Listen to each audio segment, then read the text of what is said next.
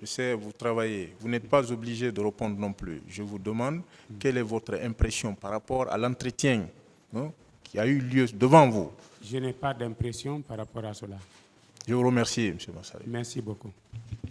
Je n'ai plus de questions. Il n'y en a plus? Terminé pour la défense.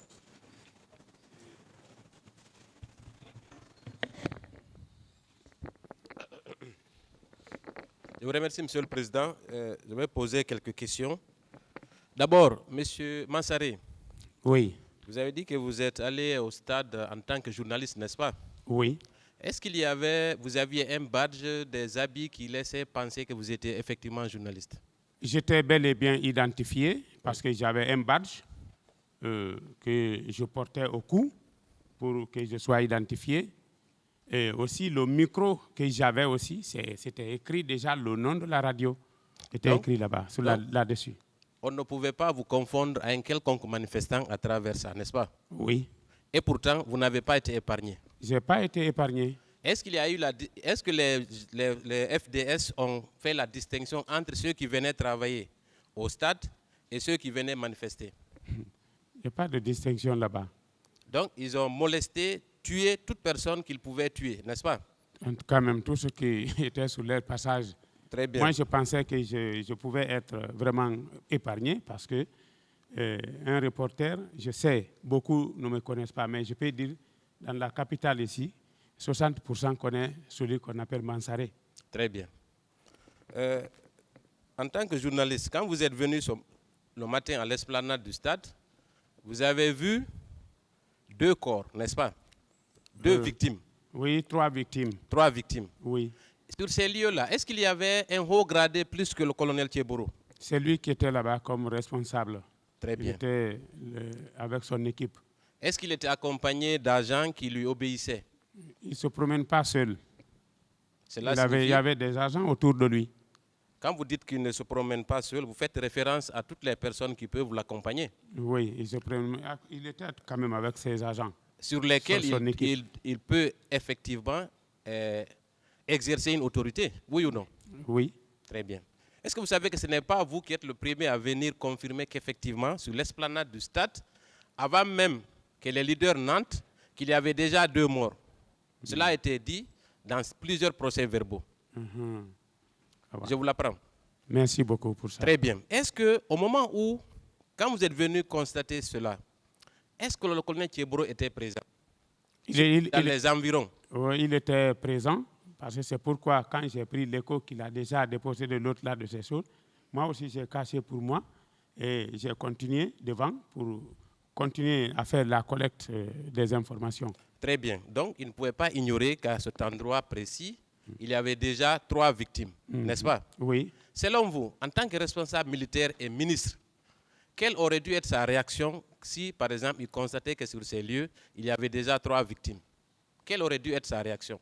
Est-ce qu'il devait faire arrêter ceux qui ont commis ces crimes ou alors, qu'est-ce qu'il devait faire à votre avis? C'est de prendre les responsabilités parce que c'est un haut gradé de l'armée et vouloir laisser la situation comme ça risque de tourner autrement. Donc, mais s'ils ne prennent pas ces responsabilités, ça veut dire... Est-ce que des actions ont été menées pour justement enlever ses corps sur ces lieux, ou bien le colonel Thieboro a continué ce qu'il avait à faire? Bon, jusqu'à ce que moi j'ai quitté là-bas, on est allé à la rencontre des leaders. Je n'ai pas vu quelqu'un venir prendre ces gens-là. Seulement, à notre rentrée au stade, je n'ai même pas regardé le petit qui était couché parce que la foule était déjà là. Donc, on est rentré comme ça. Très bien. Vous avez fait état d'une discussion entre Mouktar Diallo et le colonel le colonel Thieboro.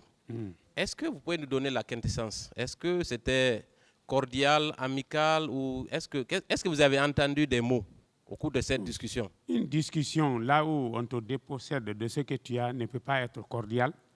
C'est que ça ne peut qu'être de façon un peu chaude. Dites-moi, vous parlez de Mouktar Ba, le journaliste? Oui, Mouktar Ba de RFI. Très bien, je vais répondre. Moi, je parlais du politicien, mais je vais répondre sur votre réponse. Okay. Est-ce qu'au moment où on dépossédait Mouktar Ba de son matériel de travail, est-ce que le colonel Thieboro était présent? Il était en face de lui. Il était en face de Mokhtar Ba. Oui. Et qu'est-ce qu'il a fait pour empêcher cela? Bon, là, je ne sais pas ce qu'il a fait, mais je l'ai trouvé déjà en face. Est-ce que Et quelqu'un m'a dit, Donc, quand il a dit ça, moi, j'ai caché pour moi. Très bien. Et si vous n'aviez pas caché, peut-être qu'on on aurait retiré tout de suite votre matériel, Oui. n'est-ce pas? Oui. Très bien. Vous avez dit également que... Revenons maintenant à Mokhtar Diallo. Est-ce que vous avez suivi la discussion qu'il y a eu entre le colonel Tcheboro et Mokhtar Diallo? Bon, je ne l'ai pas suivi tout chose comme ça parce que quand j'ai appris qu'il a retiré quelque chose avec lui, j'ai eu peur déjà. C'est directement, je me suis faufilé. Très bien. Pour continuer ailleurs. Très bien. Donc, vous avez peur aussi pour vous. Voilà, j'ai eu peur. Très bien. Et vous avez dit à un moment donné que vous aviez déjà filmé beaucoup de scènes. Oui. Malheureusement, vous avez été intercepté par un policier, oui ou non? Oui. Et on vous a conduit dans un poste de police. Mhm. Très près. Vous parliez de quel poste de police? Le poste de police qui est juste qui était au esplanade de truc là-bas, de stade. Juste sur l'esplanade du stade. Voilà, en rentrant au stade à droite. Très bien. Le commissariat urbain là. Est-ce qu'à cet endroit, on vous a soumis à un interrogatoire? Bon, ils m'ont demandé pourquoi je fais ça. Je me suis présenté, j'ai dit que je suis journaliste, mais ils ont dit que non, ça ne se fait pas. On ne va pas te permettre de le faire. Directement, ils ont retiré la caméra et ils savent manipuler. Ils sont rentrés là-dedans, ils ont tout effacé, même mes anciennes images. Très bien. Est-ce qu'il y avait des officiers dans ce poste de police? Bon, ou bien vous n'aviez affaire qu'à des sous-officiers?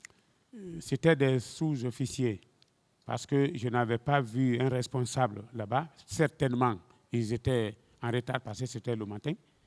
Ils n'ont pas décidé de venir très tôt, mais ceux qui étaient là-bas, c'était des sous-officiers. Donc, quand on vous a arrêté, on a fait disparaître toutes les preuves ils ont fait disparaître dans votre appareil toutes les preuves qui étaient susceptibles de les incriminer, oui ou non? Oui. Très bien. Avec ça, M. Mansaré, est-ce que vous ne pensez pas que toutes ces actions reliées les unes aux autres participent ou alors démontrent qu'il y avait une concertation dans le cadre de la perpétration et pour l'effacement de toutes les preuves? Ça peut être pour annuler les traces, mais aussi porter atteinte aussi à la liberté de l'expression. Parce que notre loi en Guinée, déjà, nous dit que la liberté d'expression, c'est là déjà, mais une fois journaliste, ces caméras, truc pris comme ça, là, il n'y a pas une liberté. Voilà, je voudrais terminer avec la permission de M. le Président par dire que Mokhtar Ba, dont on parle, viendra bientôt à cette barre. Je vous remercie, M. le Président. Merci. Merci, Monsieur le Président. Monsieur Massaré, oui.